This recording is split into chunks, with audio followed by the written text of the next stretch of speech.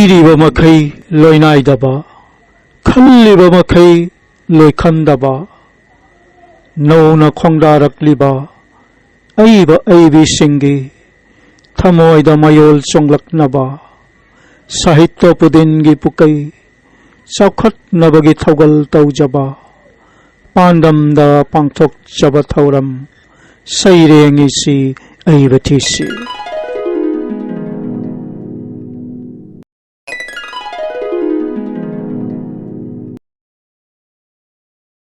ꯑꯍꯥꯟꯕ ꯃꯛꯇꯗ ꯅꯣꯡꯊ꯭ꯔꯃꯝ ꯀꯣꯃꯣꯜ ꯑꯩꯍꯥꯛꯅ ꯃꯤꯌꯥꯝꯒꯤ ꯃꯐꯝꯗ ꯈꯨꯔꯨꯝꯖꯔꯤ ꯆꯠꯈꯤꯕ ꯃꯦ ꯊꯥꯒꯤ ꯅꯣꯡꯁꯤꯡ 9 2022 ꯏꯪ ꯅꯣꯡꯃꯥꯏꯖꯤꯡꯒꯤ ꯌꯥꯏꯐꯔꯕ ꯄꯨꯡꯐꯝꯗ ꯂꯝꯗꯝ ꯑꯁꯤꯒꯤ ꯃꯥꯂꯦꯝ ꯑꯁꯤꯒꯤ ꯑꯣꯖꯥꯁꯤꯡ ꯑꯃꯗꯤ ꯑꯏꯕ ꯑꯏꯕꯤꯁꯤꯡꯅ ꯏꯔꯤꯕ ꯁꯩꯔꯦꯡꯁꯤꯡ ꯑꯁꯤꯗꯒꯤ ꯈꯔꯇꯪ ꯂꯧꯈꯠꯆꯔꯒ ꯁꯩꯔꯦꯡꯏꯁꯤ ꯑꯏꯕ ꯊꯤꯁꯤ ꯍꯥꯏꯅ ꯃꯤꯡꯊꯣꯜꯕ ꯁꯩꯔꯦꯡ ꯄꯥꯊꯣꯛꯄꯒꯤ ꯊꯧꯔꯝ ꯑꯃ ꯃꯤꯌꯥꯝꯒꯤ ꯃꯐꯝꯗ ꯈꯨꯗꯣꯜ ꯇꯝꯖꯕꯒꯤ ꯊꯧꯔꯝ ꯍꯧꯗꯣꯛꯆꯈꯔꯦ ꯊꯧꯔꯝ ꯑꯁꯤ ꯃꯔꯨ ꯑꯣꯏꯅ ꯅꯧꯅ ꯆꯣꯡꯊꯣꯔꯛꯂꯤꯕ ꯑꯏꯕ ꯑꯏꯕꯤꯁꯤꯡꯒꯤ ꯊꯃꯣꯏꯗ ꯁꯩꯔꯦꯡ ꯏꯅꯤꯡꯕꯒꯤ ꯋꯥꯈꯜ ꯃꯌꯣꯜ ꯆꯣꯡꯂꯛꯅꯕꯒꯤ ꯄꯥꯟꯗꯝꯗ ꯄꯥꯟꯗꯝꯖꯔꯒ ꯄꯨꯊꯣꯛꯆꯕꯅꯤ ꯊꯧꯔꯝ ꯑꯁꯤꯅ ꯁꯥꯍꯤꯇ꯭ꯌ ꯄꯨꯗꯤꯟꯒꯤ ꯄꯨꯀꯩ ꯆꯥꯎꯈꯠꯅꯕꯒꯤ ꯊꯧꯒꯜ ꯇꯧꯕ ꯐꯪꯖꯕꯒꯤ ꯈꯨꯗꯣꯡꯆꯥꯕ ꯐꯪꯖꯔꯦ ꯍꯥꯏꯅ ꯂꯧꯖꯔꯦ ꯉꯁꯤ ꯏꯪ ꯀꯨꯝꯖꯥ 2023 ꯅꯣꯚꯦꯝꯕꯔ ꯊꯥꯒꯤ ꯅꯣꯡꯁꯤꯡ 13 ꯊꯥꯡꯖ ꯅꯨꯃꯤꯠꯀꯤ ꯌꯥꯏꯐꯔꯕ ꯄꯨꯡꯐꯝ ꯑꯁꯤꯗ ꯑꯄꯨꯟꯕ ꯄꯣꯔꯣꯝꯂꯦꯟ ꯃꯔꯨꯞ ꯑꯁꯥꯝ ꯍꯣꯖꯥꯏ ꯔꯦꯖꯤꯁꯇ꯭ꯔꯦꯁꯟ ꯅꯝꯕꯔ 265 ꯀꯤ ꯃꯈꯥꯗ APM ꯂꯥꯏꯔꯦꯝꯕꯤ ꯆꯦꯅꯦꯜꯅ ꯄꯥꯡꯊꯣꯛꯆꯔꯤꯕ ꯁꯩꯔꯦꯡꯏꯁꯤ ꯑꯏꯕ ꯊꯤꯁꯤ ꯊꯧꯔꯝ ꯑꯁꯤꯒꯤ 44 ꯁꯨꯕ ꯇꯥꯡꯀꯛꯀꯤ ꯁꯩꯔꯦꯡ ꯄꯥꯊꯣꯛꯄꯒꯤ ꯊꯧꯔꯝ ꯑꯁꯤꯗ ꯁꯨꯞꯅ ꯁꯩꯔꯦꯡ 5 ꯈꯛ ꯈꯟꯒꯠꯆꯗꯨꯅ ꯃꯤꯌꯥꯝꯒꯤ ꯃꯐꯝꯗ ꯈꯨꯗꯣꯜ ꯇꯝꯖꯔꯤ ꯄꯥꯡꯊꯣꯛꯇꯨꯅ ꯂꯥꯛꯆꯔꯤꯕ ꯁꯩꯔꯦꯡꯏꯁꯤ ꯑꯏꯕ ꯊꯤꯁꯤ ꯊꯧꯔꯝ ꯑꯁꯤꯒꯤ 44 ꯁꯨꯕ ꯇꯥꯡꯀꯛꯀꯤ ꯁꯩꯔꯦꯡ ꯄꯥꯊꯣꯛꯄꯒꯤ ꯊꯧꯔꯝ ꯑꯁꯤꯗ ꯑꯍꯥꯟꯕꯒꯤ ꯁꯩꯔꯦꯡ ꯑꯣꯏꯅ ꯂꯧꯈꯠꯆꯔꯦ ꯏꯃꯥ ꯂꯩꯄꯥꯛ ꯚꯥꯔꯠꯀꯤ ꯃꯅꯨꯡ ꯆꯟꯅ ꯂꯩꯔꯤꯕ ꯃꯦꯘꯥꯂꯣꯏ ꯀꯧꯕ ꯔꯥꯏꯖ꯭ꯌꯗ ꯂꯩꯕꯤꯔꯤꯕ ꯑꯣꯖꯥ ꯅꯥꯎꯔꯦꯝ ꯅꯤꯂꯃꯅꯤꯒꯤ ꯁꯩꯔꯦꯡ 13 60 ꯐꯥꯎꯕ ꯍꯥꯏꯅ ꯃꯤꯡꯊꯣꯜꯂꯕ ꯁꯩꯔꯦꯡ ꯑꯁꯤ ꯁꯩꯔꯦꯡ ꯑꯁꯤꯕꯨ ꯄꯥꯊꯣꯛꯇꯨꯅ ꯇꯥꯍꯟꯖꯔꯤꯕ ꯅꯣꯡꯊꯣꯟꯕꯝ ꯀꯃꯜ ꯏꯁꯥꯃꯛ 13 60 ꯐꯥꯎꯕ ꯈꯪꯍꯧꯗꯦꯗꯣ ꯀꯔꯝꯅ ꯍꯧꯈꯤꯕꯅꯣ ꯆꯍꯤ 13 60 ꯐꯥꯎꯕꯒꯤ ꯈꯣꯡꯆꯠꯇꯨ ꯀꯔꯤꯕꯨ ꯇꯥꯟꯖꯈꯤ ꯀꯔꯤꯕꯨ ꯃꯥꯡꯖꯈꯤ ꯀꯔꯤꯒꯤ ꯃꯥꯡꯈꯤꯕꯅꯣ ꯈꯪꯍꯧꯗꯦꯗꯣ ꯄꯨꯝꯅꯃꯛ ꯀꯔꯝꯅ ꯍꯧꯈꯤꯕꯅꯣ ꯑꯉꯥꯡ ꯑꯣꯏꯔꯤꯉꯩ ꯃꯇꯝꯁꯨ ꯃꯊꯣꯠ ꯀꯥꯔꯛꯄꯒꯤ ꯃꯇꯝꯁꯨ ꯍꯧꯈꯤꯗꯨꯅ ꯈꯪꯍꯧꯗꯅ ꯌꯧꯔꯛꯂꯦꯗꯣ ꯉꯁꯤꯗꯤ ꯑꯍꯟ ꯑꯣꯏꯕꯒꯤ ꯐꯤꯕꯝꯗ ꯉꯔꯥꯡꯇ ꯀꯧꯕꯤꯔꯝꯃꯤ ꯏꯆꯥ ꯅꯨꯄꯥ ꯍꯥꯏꯅ ꯀꯔꯝꯅ ꯑꯣꯏꯈꯤꯕꯅꯣ ꯈꯪꯍꯧꯗꯦ ꯉꯁꯤꯗꯤ ꯀꯧꯔꯦ ꯏꯀꯨꯕꯣꯛ ꯍꯥꯏꯅ ꯀꯩꯗꯧꯉꯩ ꯍꯧꯈꯤꯕꯅꯣ ꯈꯪꯍꯧꯗꯦ ꯄꯄꯥꯗꯒꯤ ꯑꯃꯨꯛ ꯄꯨꯄꯨ ꯀꯧꯔꯦ ꯑꯩꯅꯗꯤ ꯈꯟꯖꯔꯤ ꯅꯍꯥ ꯑꯣꯏꯔꯤ ꯍꯥꯏꯅ ꯆꯍꯤꯅꯗꯤ ꯍꯥꯏꯔꯤ ꯂꯧꯁꯤꯡ ꯇꯥꯈꯤꯗ꯭ꯔꯦꯗ ꯅꯪꯁꯤ ꯑꯁꯨꯝ ꯈꯟꯖꯥꯅꯔꯤꯉꯩ ꯈꯨꯅ ꯈꯪꯍꯜꯂꯛꯈꯤ ꯑꯩꯉꯣꯟꯗ ꯑꯍꯟ ꯑꯣꯏꯔꯕꯅꯤꯅꯦ ꯅꯍꯥꯛꯇꯤ ꯀꯨꯡꯂꯝꯕ ꯁꯝꯂꯥꯡꯁꯨ ꯀꯣꯛꯁꯤꯜꯂꯛꯂꯦ ꯉꯝꯅꯃꯛ ꯀꯨꯠꯁꯤꯜꯂꯛꯂꯦ ꯅꯥꯂꯝꯕ ꯈꯖꯥꯏꯁꯨ ꯃꯤꯠꯇꯁꯨ ꯂꯥꯛꯂꯦꯗꯣ ꯑꯅꯣꯛ ꯈꯪꯍꯧꯗꯦ ꯀꯩꯗꯧꯉꯩ ꯍꯣꯡꯈꯤꯕ ꯐꯖꯔꯕ ꯑꯩꯒꯤ ꯃꯥꯏꯊꯣꯡ ꯊꯝꯕꯥꯜ ꯃꯇꯝꯁꯨ ꯍꯧꯈ꯭ꯔꯦ ꯑꯩꯁꯨ ꯍꯣꯡꯈ꯭ꯔꯦ ꯂꯣꯏꯅ ꯑꯗꯨꯉꯩꯒꯤ ꯃꯔꯨꯞ ꯃꯄꯥꯡꯁꯨ ꯀꯌꯥ ꯑꯃꯅ ꯆꯤꯛ ꯃꯥꯡꯈ꯭ꯔꯦ ꯀꯌꯥ ꯑꯃꯅ ꯂꯩꯍꯧꯔꯤ ꯍꯥꯏꯐꯝ ꯈꯪꯗ꯭ꯔꯤ ꯊꯤꯐꯝ ꯈꯪꯗ꯭ꯔꯤ ꯇꯠꯇꯅ ꯈꯟꯖꯩ ꯑꯩꯒꯤ ꯄꯨꯛꯅꯤꯡꯗ ꯉꯔꯥꯡꯇ ꯁꯥꯟꯅꯃꯤꯟꯅꯔꯝꯕꯅꯤ ꯃꯔꯨꯞ ꯃꯄꯥꯡꯁꯤꯡꯗꯨꯒ ꯑꯗꯨꯕꯨ ꯉꯁꯤꯗꯤ ꯆꯟꯕꯤꯔꯦ ꯑꯩꯍꯥꯛꯄꯨ ꯁꯤꯅꯤꯌꯔ ꯁꯤꯇꯤꯖꯦꯟꯒꯤ ꯃꯤꯁꯤꯡꯗ ꯏꯃꯧ ꯏꯌꯥ ꯏꯆꯥ ꯏꯁꯨ ꯐꯪꯖꯔꯦ ꯄꯨꯝꯅꯃꯛ ꯑꯃꯠꯇ ꯋꯥꯠꯇꯅ ꯐꯪꯖꯔꯦ ꯅꯨꯡꯉꯥꯏꯕ ꯋꯥꯅ ꯍꯧꯔꯛꯂꯕꯁꯨ loisilakpa matamda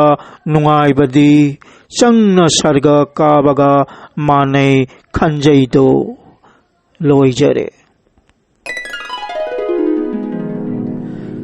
Saireng isi aibathisi thauram asigi marphuma panchuba tangkakki saireng pathokpagi thauram asida ani suba saireng oina laukachere Assamgi hojai kobo lamdamgi amtola khulenda leibiribi khoiromombi phamdom ningol korunagi saireng ngasigi samas haina mingtholaba saireng ase saireng asibu pathoktuna tahanbiribi phamdom ningol koruna masamak ahanwa maktada layenbi channelbu tabiriba miyam punamakpu ikok nonna khuramjari lanthokchari aigi saireng asigi mamingdi ngasigi samas asida nongma kangdana thokli thaudok wathok kaya maral leijadraba miyoising khamu thakta punsi pikhamna hankhiba menungsi heitana hatokpiba sagi lichat chatpa singdo maru phangna muthat pikro ngasigi samas asidagi yaklaba kholauna launaragli miyoibagi pendabagi kholaw punsibu sanapot kum khallaba aranbana achumba sakpa achumbana aranba sakpa shantibu eknabani khallaba ngasigi samas asida miyoi lising kayana mayum makai thadoklaga lakhi punsi chengjel damak hingli ahing nungthil khaktana lanthengari hingbagi lanphamda chamna hingjaramba thawai kayana awame chak khangdana hingli ngasigi samas asida ngasigi punsina hayengi damak punsi sina mangphaunarakpa mikupto loijaregi sareng matang asida APM Laremi Channel na pangthoktuna laksariba saireng isi aibathisi thauramashigi marphuma panchuba tangkakki saireng pathokpagi thauramashida ahum suba saireng oina laukachere Imalaipak Manipurgi Sagolban ingudam lairakta leibiribi Madam Loitam Inaubigi saireng inatki damak aikhoigi thaudang haina mingtholaba saireng ase saireng asibu pathoktuna tahanjariba nongthonbam kamal isamak inatki damak aikhoigi thaudang phurup amagi miyamna yanaraba taugadaba tauroidaba chatna lonchat kuisilaklaga nat olaki tara-taret suba ingshok Ningthau Garib Nawaz Bhaigat Chandrana Panba Matam Changlakhi Shantidas Gosai Bhaskor Gosai Kanglai Pakta Nongkrang Irup Minnakhi Lilong Turenda Hindu Dharma Chanhankhi Maitai Lainingi Sanamahi Kolu Thugaikhi Puya Mai Thakhi Asimadi Haijakhi Taibang Mapuda Mirol Taret Surakpa Wasak Parei Handokna Inat Laining Hanjin jake parei hana khare ining thau okendrojit sana haktak Vaishnava dharmada laiming lau ahong makayani laining laison chatnabida sel changhalli pokpadagi siba phau thauram brahmon ge khut changchilla I meitai imung sing ipan thaba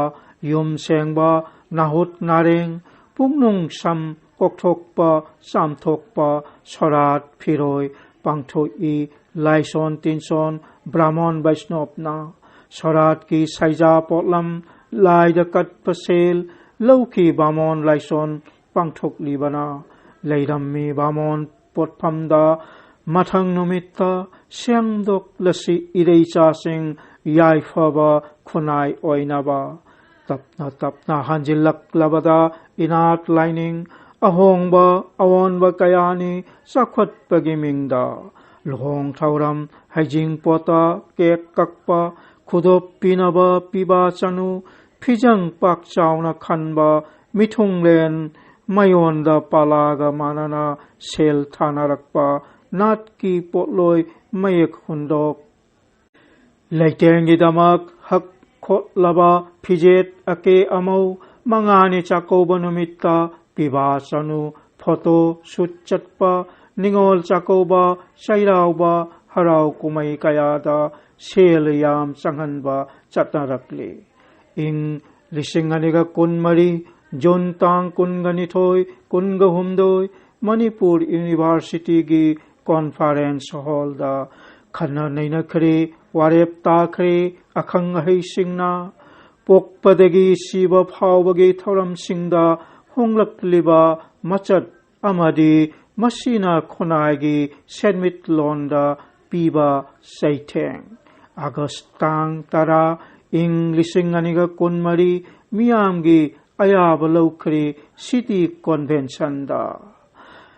Chatnabi mina sembani semdoklasi senmitlon phanaba nungaina hingnaba afaba inat samgatpa ireisa punamakki thaudangni loijare pangthoktuna laksariba sairengisi aiba thisi thauramashigi marfuma panchuba tangkakki saireng pathokpagi thauramasida mari suba saireng oina laukachere mitai laipak manipurgi yumnam huidrom mayai lekaida leibiribi madam tesmala oinamgi saireng pambi gichar haina mingtholaba saireng ase hauji taminarasi madam masamaki khonthokta pambi gichar haina mingtholaba saireng ase APM Lairembi Senenbo Tabiriba Khwaikibi Punamapo Ahanba Maktada Ikok Nona Kurumzari Aigi Sairengi Maming Pambigi Sar Matam Suhauki Asum Ngasisu Loikini Hayeng Amuk Lakani Kanana Su Kantaruba Laite Bioiba Singsu Naire Ipukning Su Matamgi Matung Inna Satkrabada Nahakna Aibu Thadoktuna Oiraroi Kaidaunu Nahak Yaudraba Punsida Kanana Khabigani Punsigi Sambal Kapli Aina Miku Khudingi Kauzari Kumlam Toina Tabi Drabasu Nangi Napaduda Kapsabadana Isaru Oiredo Nahakna Sembiramba Pambigi Sar Singdo Sare Pare Maulingle Nahakna Sembiramba Pambigi Sar Singdo Sare Pare Maulingle Idomtana Tungan Basungamdre Makogi Aning Basu Mapang Kaina Revi Pombigum Mino Maisalak Sida Kwangset Masilang Warabasu Wadasa Ngaksari Senazari Hunbiramba Nahaki Pambigi Sar Singse Matang asida ay sareng lojare pangthoktuna laksariba sairengisi aiba thisi thauramashigi marfuma panchuba tangkakki saireng pathokpagi thauramasida manga suba saireng oina laukachere Assamgi hojai kawalamdamgi Rampur Kholenda leiriba nongthonbam kamalgi saireng loktak haina mingtholaba saireng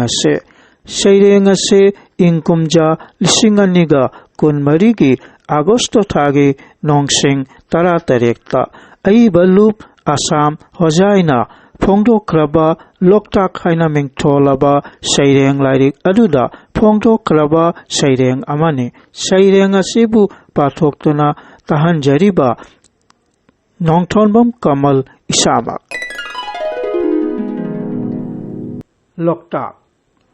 Loktak lamdam lamnungsi yengbada pungning huribi taibang punsibu yoklibi singthabada loikham naidrabi imalai pak manipurgi chakthok saningai oiribi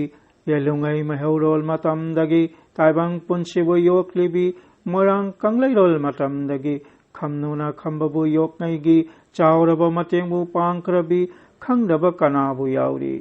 yaiteng kono matamdugi haubana lotkhiba mafamduni singthaningai oiriba mafamne Loktakki manungda leiri ꯐꯨꯝꯗꯤ ꯀꯌꯥ ꯇꯥꯎꯊꯔꯤ ꯐꯨꯝꯗꯤꯒꯤ ꯃꯊꯛꯇ ꯂꯩꯅꯔꯤ ꯌꯨꯝ ꯁꯥꯗꯨꯅꯁꯨ ꯂꯩꯅꯔꯤ ꯃꯅꯤꯄꯨꯔꯒꯤ state animal ꯑꯣꯏꯔꯤꯕꯤ ꯁꯉꯥꯏ ꯁꯖꯤꯕꯨ ꯌꯣꯛꯄꯤꯔꯤꯕꯤ Keibul Lamjao ꯃꯤꯡꯒꯧꯕꯤ national park ꯉꯥꯟꯊꯣꯏꯔꯤ ꯃꯥꯂꯦꯝꯒꯤ ꯃꯅꯨꯡꯗ ꯇꯣꯝꯊꯤꯟ ꯉꯥꯜꯂꯤꯕꯤ ꯇꯥꯇꯥꯎꯕ national ꯄꯥꯔꯛꯅꯤ ꯂꯣꯛꯇꯥꯛ ꯑꯁꯤꯕꯨ ꯌꯣꯛꯈꯠꯂꯁꯤ ꯂꯣꯛꯇꯥꯛ ꯑꯁꯤꯕꯨ ꯀꯜꯂꯁꯤ ꯂꯣꯏꯖꯔꯦ